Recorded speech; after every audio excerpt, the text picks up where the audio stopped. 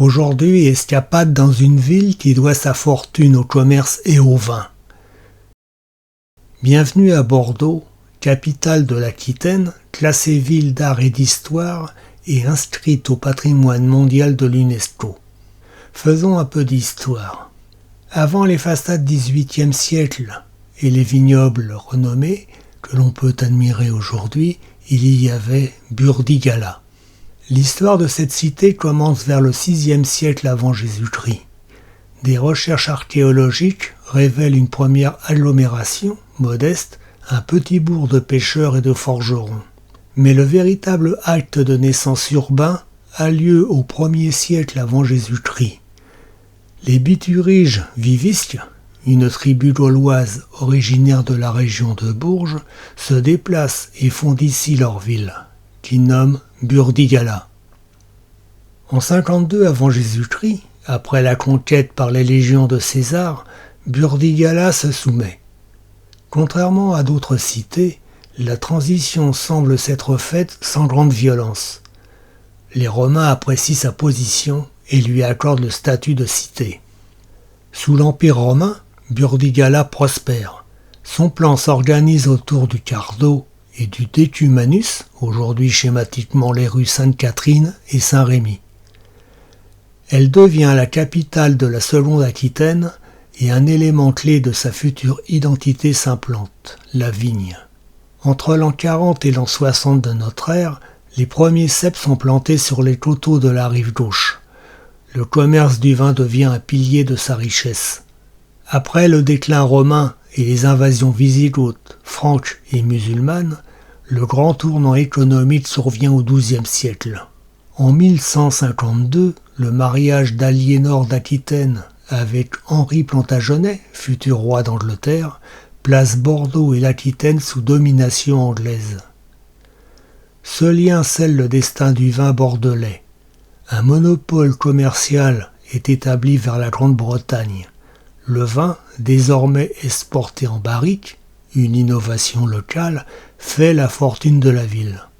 Ce lien prend fin en 1453 avec la bataille de Castillon, mettant un terme à la guerre de Cent Ans, qui marque le retour de l'Aquitaine à la France.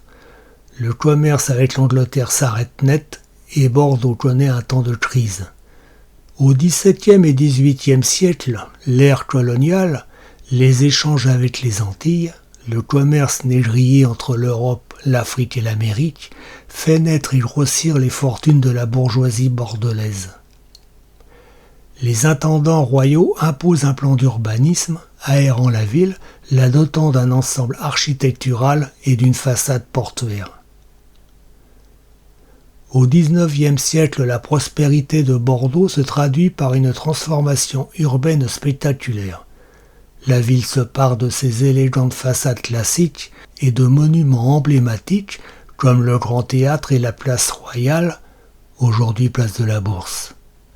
Bordeaux devient une vitrine des Lumières.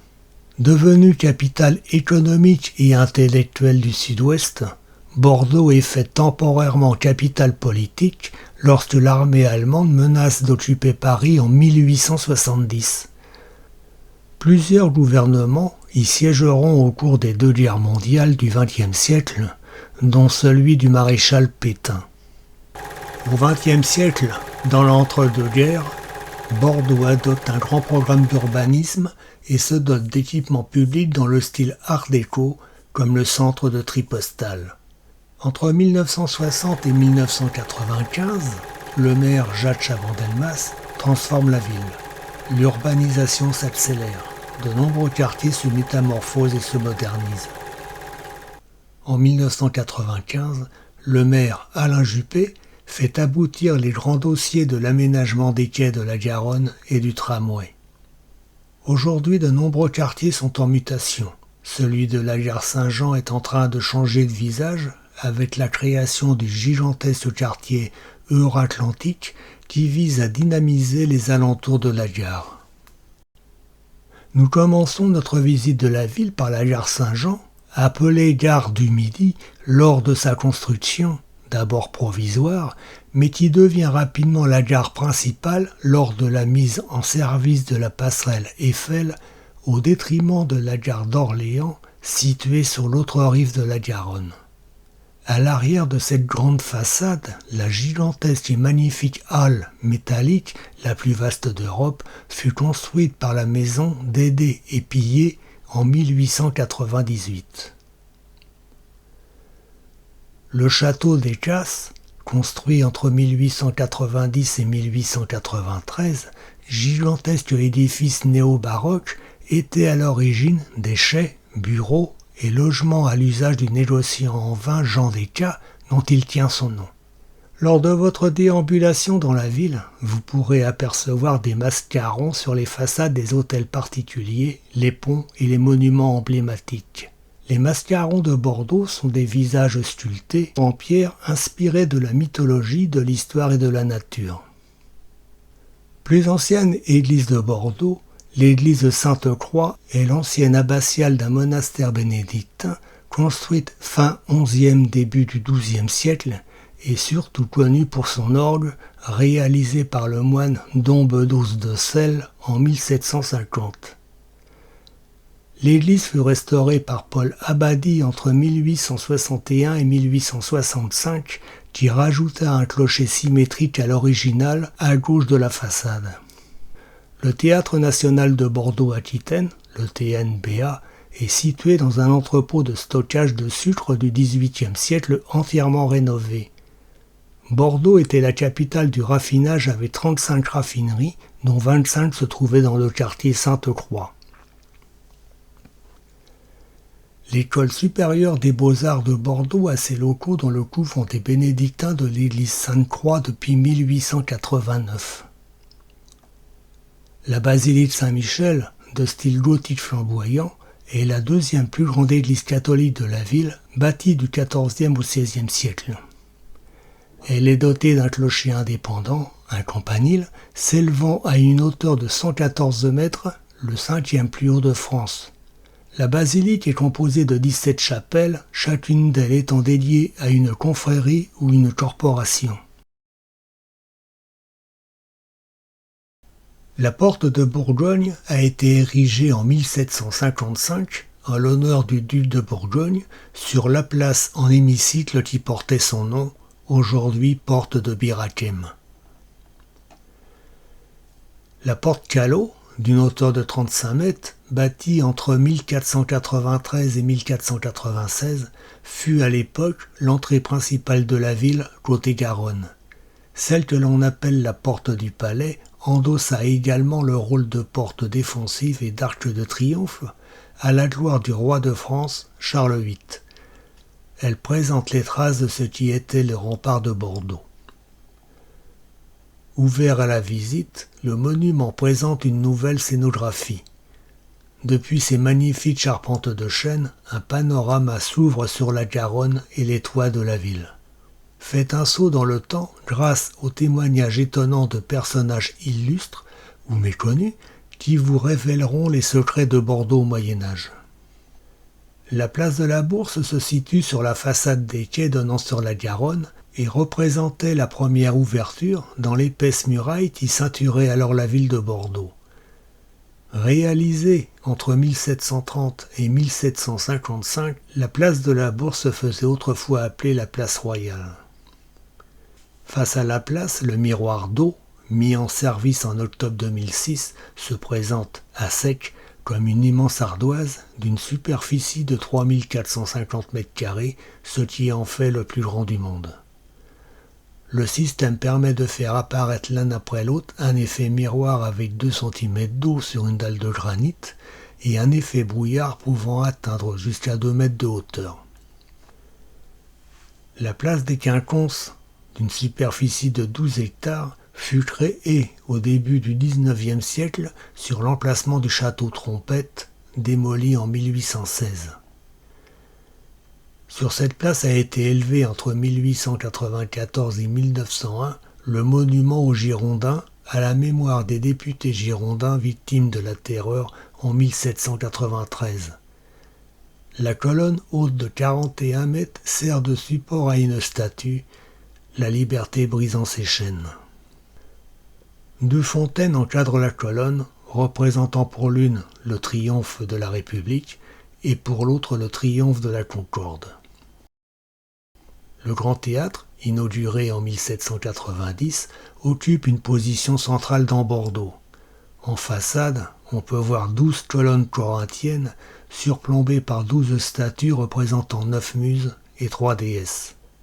Tour à tour, hôtel de l'archevêché en 1784, siège du tribunal révolutionnaire en 1791, hôtel de la préfecture en 1800, palais impérial de Napoléon Ier en 1808 et résidence royale en 1815 sous Louis XVIII, le palais Rohan devient hôtel de ville en 1836. La cathédrale Saint-André fut choisie pour célébrer 2 mariages royaux, celui d'Aliénor d'Aquitaine et du futur Louis VII, puis celui d'Anne d'Autriche et Louis XIII. Édifiée du XIIe au XVIe siècle, la cathédrale est de style gothique. Son orgue, construit en 1427, dont l'impressionnant buffet du XVIIIe siècle affiche 15 mètres d'envergure, a connu diverses péripéties menaçant sa pérennité.